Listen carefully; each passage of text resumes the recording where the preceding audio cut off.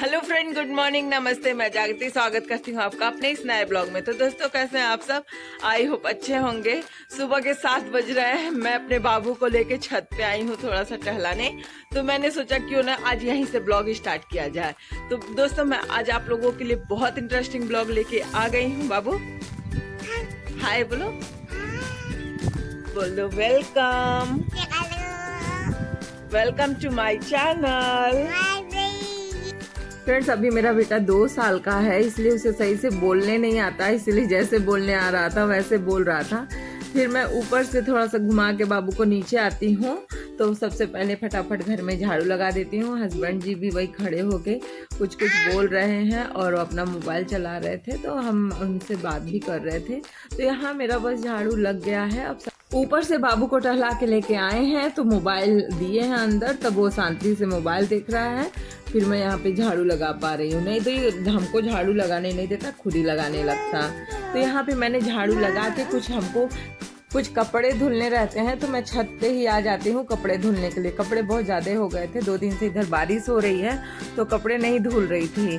फिर अब जब बारिश रुकने का नाम ही नहीं ले रही है तो हमें तो कपड़े धुलने पड़ेंगे। तो मैं सारे कपड़े बहुत ज़्यादा हो गए थे, मैंने सारे कपड़े को भिगो दिया है। भिगो के उसको थोड़ी देर के लिए फूलने के लिए छोड़ दूँगी। फिर सारे कपड़ों को मैं अच्छे से खींच के कचार लूँगी। कपड़ा ज़्यादा गंदे नहीं थे, बाबू का भी कपड़े थे तो वो भी ज़्यादा नीचे धूल उल में तो जाता नहीं है, तो इसलिए उसके भी कपड़े गंदे नहीं थे। बेडशीट थे, कुछ इनके कपड़े थे। सारे कपड़ों को मैंने अच्छे से धुल दिया।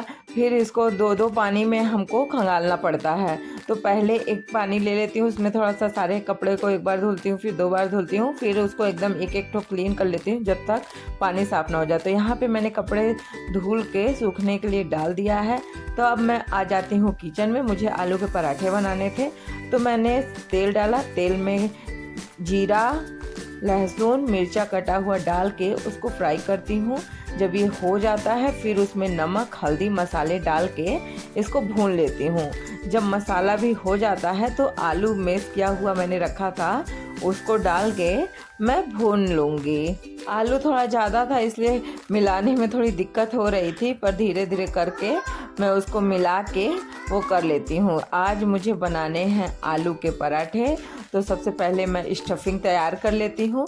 स्टफिंग तैयार करने के बाद मैं आटा गूँथ के रख लूँगी। तो यहाँ पे मेरा स्टफिंग एकदम अच्छे से तैयार हो गया है। ऐसे हम भूजते हैं, इसमें और ज़्यादा कुछ नहीं मिलाते, पर टेस्ट बहुत अच्छा आता है। फिर यहाँ पे मैं चटनी पीसने की तैयारी करती हूँ। तो इसमें मैंने ले लिया टमाटर, अदरक, लहसुन और धनिया और मिर्च और नमक। तो मैं यहाँ पे चटनी भी पीस लेती हूँ। फिर उसके बाद आती है बारी, मैं आ जाती हूँ बेडरूम में। बेडरूम तो मेरा हमेशा ख़राब ही मेरा बेटा करके रखता है, तो मैं बेडशीट आ जाती हूँ सही करने के लिए। अब उसको मैं बोल रही हूँ बाबू हटो, पर वो नहीं हट रहा है, वहीं पे बैठ गया है। तो पहले मैं सोचती हूँ कि 3 साइड कर लूँ, तब फिर उसके बाद तब तक बाबू चला जाता है बाहर। मैं अपना उसको हटा के बेडशीट को सही कर लेती हूँ। तो कुछ आज अलमारी में भी सामान इधर उधर थोड़े हो गए थे, तो मैं सोचती हूँ हल्का सा ही उसको सही कर दूँ। कुछ कपड़े भी फैल गए थे बाबू के इधर उधर। एक प्लेट भी बाबू उसी में ला के रखा था, तो उसको दे देती हूँ सिंक में डालने के लिए। और सारे कपड़ों को मैं सही से समेट के रख देती हूँ। कपड़े फैले रहते हैं तो अच्छा नहीं लगता है, तो बाबू के ही कपड़े थोड़े इधर उधर हो जाते हैं, तो उसके सारे कपड़ों को मैं सही से अरेंज करके रख देती हूँ। इसको रखने के बाद मैं सारी अलमारी को बंद कर दूँगी। फिर अभी मुझे जाना है किचन में पराठे बनाने। तो मैं किचन में आ जाती हूँ पराठे बनाने। तो अब मैं सारे स्टफिंग को उसमें मतलब भर के और अपना पराठे सेक रही हूँ। मैं ये ब्रश रखी हूँ, इससे क्या होता है ऑयल थोड़ा कम लगता है पराठे पे, ज़्यादा ऑयली नहीं बनता, इसलिए मैं ब्रश से ही मैं पराठों को सेक लेती हूँ। तो यहाँ पे बस अब मेरा पराठे भी सेकाने वाले हैं। पराठे सेकने के बाद मुझे करना है किचन की क्लीनिंग। तो मैं सोचती हूँ सबसे पहले पराठे बना लेती हूँ, क्योंकि पराठे बनाने के बाद पापा जी को खाना दे दूँगी और हस्बैंड जी और मैं तो साथ में ही खाना खाएंगे।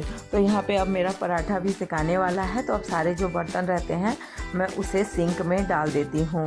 और ये केचप चटनी सब फ्रिज में रख देती हूँ। कुछ मिक्सी पे भी सामान पड़े थे, मैं उसको उसमें जहाँ सामान रखती हूँ सारे वहाँ पे रख देती हूँ। कुछ मसाले वसाले चक्कू उक्कू थे तो वो सब मैं सब जगह सारे सामान को उसके जगह पे रखने के बाद मैं प्लेटफॉर्म को और गैस चूल्हा को अच्छे से क्लीन कर दूंगी। तो यहाँ पे अब मैं लेके विम बार और स्पंज लेके किचन में आ जाती हूँ क्लीनिंग करने के लिए। तो सबसे पहले मैं गैस चूल्हा को अच्छे से क्लीन करती हूँ। जिस तरह से बर्तन धुला जाता है मैं उसी तरह से डेली किचन को क्लीन करती हूँ। तो यहाँ पे अब प्लेटफॉर्म को भी उसी तरह से रगड़ रगड़ के साफ़ कर लेते हैं। तो यहाँ पे एक गीला कपड़ा ले लेते हैं, उससे अच्छे से क्लीन करते हैं। पर एक बार में अच्छे से क्लीन नहीं होता है, तो हम 2-3 बार पानी से कपड़े को भिगो के धुल के अच्छे से क्लीन करते हैं। गैस चूल्हा और प्लेटफॉर्म मैंने क्लीन कर लिया।